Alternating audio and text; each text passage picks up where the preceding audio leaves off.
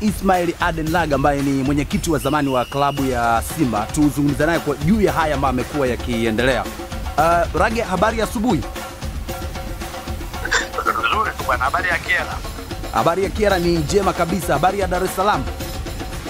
Dar es Salaam mvua shekhi wangu. Mvua Dar es Salaam leo Leo hapana, leo hamna, ilinyesha jana. Leo hali shwari leo. Leo kupa vizuri sana. Leo kuna baridi kama vile uko Mbeya. Sisi tupo Ziwa Nyasa huku bwana, tunakula samaki, usipa huku, basi siku moja ututembelee huku. Nimeshafika hapo. Rafiki yangu Mwakiembe alifiwa na mke wake, nilikuja nikazika hapo. Na nililala kule karibu ya ziwa kule kwa Aden Mwamnyange, naye rafiki yangu okay sawa. Kwa ndio nifikia huko nikukaa. Najua umefuatilia vizuri sana ili jambo ambalo limekuwa likiendelea la mechi ya Kariakoo Derby ya tarehe 15 toka tarehe 8. Umefuatilia mambo mengi sana ambayo yamejitokeza hapa katikati. Juu ya haya mambo yamekuwa kiendelea, wewe umewahi kuwa kiongozi kwenye klabu ya Simba kwa maana mwenyekiti. Unayaonaje na unafikiri tunaelekea wapi? Tatizo liko moja ambalo bahati mbaya viongozi wetu sasa hivi wanaendeshwa na mihemko. Unajua akili ya shabiki na wanachama ni tofauti na viongozi. Shabiki anachotaka kila wakati ushindani bila kujali sheria wala kanuni. Walioahirisha mechi hii ya tarehe 8 ni chama cha mpira cha taifa na bodi ya ligi. Ukisoma kanuni iko wazi, inatoa mamlaka kwa chama cha mpira na bodi ya ligi kuahirisha au kupanga ratiba, kupanga waamuzi. Ndio mamlaka yao wao. Ndio maana Simba hapa walipotaka kuleta vurugu wasicheze Zanzibar, kafu hawana majadiliano. Wala uwezi ukawatisha ukawaambia sasa mmetulazimisha kwenda Zanzibar, sisi hatuchezi tena mpaka katibu wenu ajiuzuru. Ukijaribu kafu unafungiwa maisha kiongozi. Na klabu inafungiwa kwa na faini kubwa sana. Kwa hiyo imefika wakati bodi na TFF hata kama walifanya makosa, maamuzi yao yaheshimike. Ibaki hapo hapo tarehe 15, atakayeleta timu sawa, asiyeleta timu adhibiwe kwa mujibu wa kanuni. Baada ya hapo mimi nataka kuhakikishia wewe hivi vilabu vikubwa vitakuwa vimenyooka na vitakuwa na heshima kubwa katika taifa letu. Ukiitazama yale matakwa manne ambayo Young Africans wamewaandikia bodi ya ligi, na kwenye kikao cha juzi wakati nakutana nao kwa mara nyingine tena, kuna vitu vinne ambavyo wamevioma. Najua utakuwa umeviona vizuri kweli kweli, ikiwemo kujiuzuru kwa katibu mkuu wa TFF Wilfred Kidao, lakini pia kamati ya uendeshaji wa bodi ya ligi iweze kuvunjwa, bila kusahau pia wanasema CEO wa bodi ya ligi Almas Kasongo ajiuzuru, na lingine ambalo wanasema hilo linaweza kani na muda mrefu ni kuundwa kwa wao wanafikiri bodi ya ligi iwe ni kamati, iwe bodi huru ya kujitegemea, isiegemee kwenye upande wa TFF. Kati ya hivyo ambavyo Young Africans wamevitoa kama matakwa yao ili wacheze hizo mechi, unafikiri wako sahihi kwa namna moja ama nyingine? Wamefanya makosa makubwa kwanza, na nashangaa mpaka dakika hii TFF kutowachukulia hatua Young Africans kwa taarifa hiyo walioiandika. Hiyo ni dharau kubwa sana. Ni sawa mtu unakwenda mahakamani unasema kabisa kwamba hakimu, kama usiponipa ukamwachia mshtakiwa wangu, basi itabidi ujiuzuru.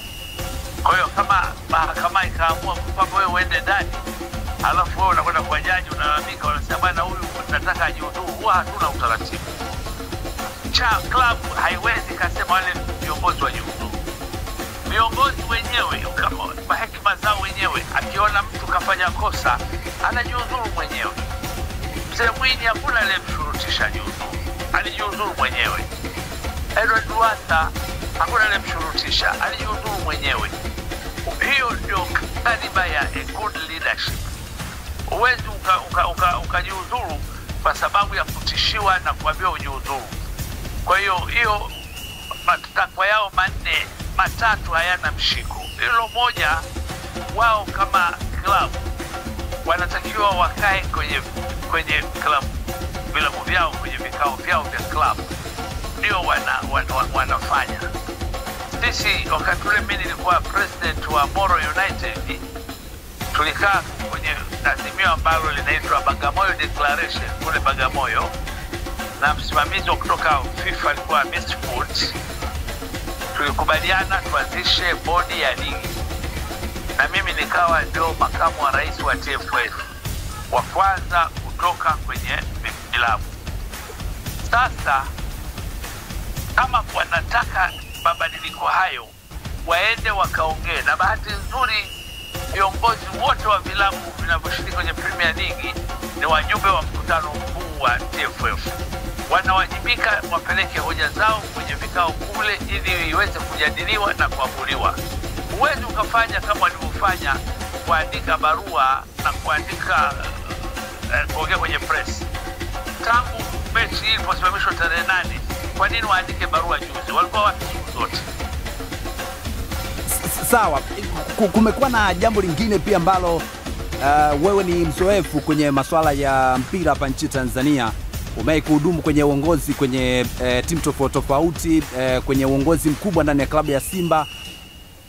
Hili ambalo limejitokeza jana tena kuhusiana na Young Africans kudai fedha kwenye shirikisho la soka hapa nchini Tanzania TFF ya ubingwa wa kombe la shirikisho la CRDB ambalo alichukua msimu uliopita. Utaratibu wa kudai fedha uko vipi kwa uzoefu wako? Uko sawa, lakini ungesoma na barua ya Yanga ya pili iliyotolewa hadharani na TFF. Yanga walikuwa wameomba hizo pesa wasipewe, zitumike kulipa madeni kwa wachezaji wanaodai Yanga. Sasa katika hali kama hiyo, wewe unategemea TFF wafanyaje? Tena kwa taarifa yako, deni wanalodaiwa Yanga ni kubwa kuliko zawadi hiyo ya CRDB. CRDB bingwa akishinda anachukua shilingi milioni 50. Milioni 250 ni total contract ya mashindano ya CRDB. Mashindano ya hayo ya Federation CRDB Cup. Kwa maana ya kwamba timu mwenyeji inapocheza inapewa milioni 1, timu ya kigeni inaposafiri kwenda mahali inapewa milioni 1.5. Kwa hiyo kuna gharama chungu mzima, wanalipa waamuzi, wanalipa gharama zao na kila kitu. Sawa. Kwa namna ambavyo unaona ili sakata, unauona wapi mpira wa Tanzania? Kwa sababu msimamo wa Young Africans wacheze tarehe 15 na upande wa Simba wanasema wanaenda kwa mujibu wa taratibu ambayo bodi ya ligi wametangaza tarehe ya mechi. Young Africans wanasema akipewa Simba alama 3 na magoli 3 na wao wakitozwa faini ya milioni kwa maana ya faini nyingine, wao hawataendelea na mechi zinazofuata za ligi, hata fainali ya kombe la shirikisho hawataenda. Tunaitazama wapi ligi yetu? Wanachotaka hapa ni kuharibu maisha ya viongozi wao wa Young Africans. Bahati nzuri wana viongozi vijana, wana viongozi wazuri. Haitawezekana kama timu itaacha kwenda ikaadhibiwa timu peke yake, viongozi wasiadhibiwe. Haiwezekani. Viongozi wanaweza wakaadhibiwa, aidha wakafungiwa miaka 5 au wakafungiwa maisha, wasihudhuru katika uongozi wa mpira wa miguu. Kwa hiyo uamuzi wa maana ambao mimi nawashauri Young Africans ni tarehe 15 kupeleka mpira kucheza, na kama wana madai yao wapeleke walalamiki. Ndio procedure huwa inakuwa hivyo. Kuna wadau tuligundua hapa tangu kwenye pre-match meeting wa TP Mazembe, nikiwa rais wa Simba, alikuja mchezaji ambaye alikuwa amechezea huko Morocco lakini hakuhamishwa kwenda TP Mazembe. Kwa sisi tulikaa kimya. Baada ya dakika 90 ndani ya masaa matatu nikaweka rufaa na kulipa dola 300, tukashinda. Ni utaratibu wa kufuata ngazi kwa ngazi, na ndio maana hata CAS waliwaambia barua ile ya mechi kuzuiliwa, Yanga walikuwa na nafasi ya kukata rufaa kwenda kwenye kamati ya maadili, lakini hawakufanya hivyo. Matokeo yake wakaidhalilisha, wakasema wao hawana imani na bodi ya ligi wala hawana imani na TFF. Hebu waambie viongozi wako mpira wa Tanzania watamke siku moja hayo maneno kwenye mashindano ya CAF au ya FIFA, waone cha moto kitakachowakuta. Watu wanaenda mbali zaidi, wadau wa soka, kwamba haya mambo ambayo yamekuwa yakiendelea, tunaelekea kwenye michuano mikubwa ya AFCON pamoja na CHAN, tunaweza tukapigwa pini kama nchi kwa namna ambavyo hii sakata linaendelea.